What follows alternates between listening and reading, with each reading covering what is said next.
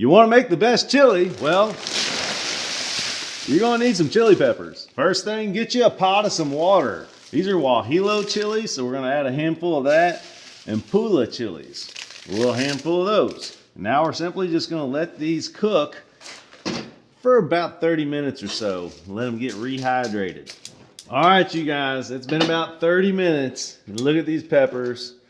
You want to allow them to cool off a little bit. So we're just going to set these to the side. You're going to need a little bowl of some water and a paring knife.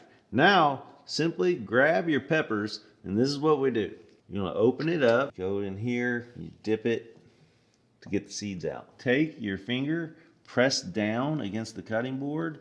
Super easy, just like that. That's all the stuff that you want. That's all the flavor. And there's everything you don't want. So many people I see make real chili out of chili peppers, but they're using this. The skin is bitter, my friends. If you can get rid of the skin, you're going to have a way more flavorful chili. Now we just continue to get the pulp out of our peppers. Now just get you a knife, and I'm going to go through this several times.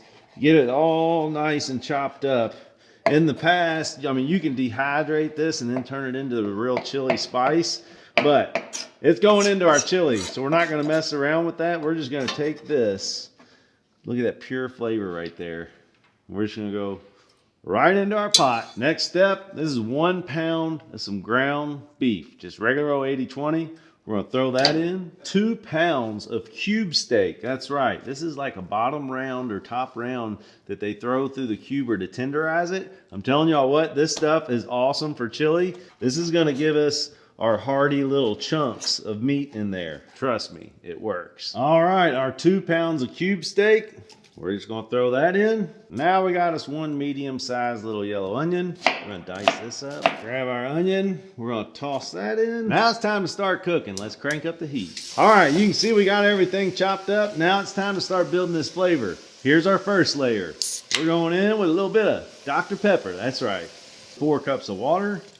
Maybe add a little bit more. There's 2 more cups. We're going to go in with 1 big scoop of some beef paste. Give that a stir and let those flavors start building. But we're not done flavoring this just yet. You'll see. Now we're going to add our tomato paste. We're using the kind that comes in the rubber cement tube. That's right. You use this little thing, use the top, you open it up, and you squeeze this super rich tomato flavor in there. This is 4.5 ounces, so I'm going to say we're probably using about 2. We're going to put a lid on this, let it continue to simmer. And now let's chop us up 3 tomatoes. Did y'all know that one of my most viral videos last year was me showing y'all how to dice a tomato? It's super easy. Let's do it again. You go down and through 3 times, down and through, down and through. Turn it over on its side 3 times again, down and through, down and through, down and through. Hold it firmly and tight, and now you just slice that thing. That's how you do it. Then you can take this piece, cut around the edges. There's your diced tomato. All right, while this is boiling, let's add in our taco spice. We're using Dano's Tac-O.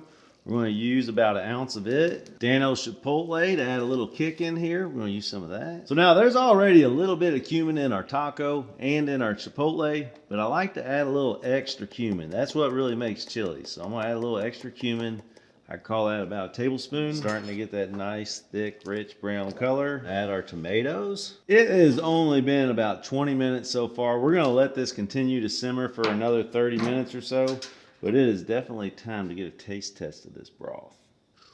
That's really good. It's really, really good. All right, we're going to let that just slow cook. We're going to put this lid on. You know what? We got to add one more thing. I almost forgot. I know everybody's got their opinion about beans. I'm just doing 1 can, so lighten up, okay? 1 can of pinto beans. All right. I think we are there, my friends. So now I'm just going to put a lid on this bad boy, and we're just going to let it cook for about 30 minutes and just let all that flavor do its thing and let those big chunks of meat get tender. Upon further review, my friends, I feel like it needs the rest of this tube of tomato paste, so we're going to add that in. All right, my friends, it has simmered just like this for 30 minutes. And look at our chili now. This is like the perfect texture right here. Going in the big handful of cheese. How do you do your chili? I know some people put it over noodles. I've put it over rice before, which I really like. Sometimes just like this, with just a little bit of beans, cheese, sour cream. It's good for me. All right, let me grab a spoon. Now it's time for my favorite time. Time to yum yum get you some. All right, let's get a little bit of that sour cream. A little bit of that cheese here. That is some insanely good chili. Wow, you guys. I don't know, that took me about 2 hours from start to finish. Got those real chilies in there. The taco, the chipotle. Yum yum, get you some. Hope y'all enjoy that. Hey, that cube steak, after cooking for an hour, you would never know that that was cube steak. You just get these nice chunks of meat in there. That's the yum yum, get you some, my friends. Keep sprinkling, give this one a try. Let me know what you think.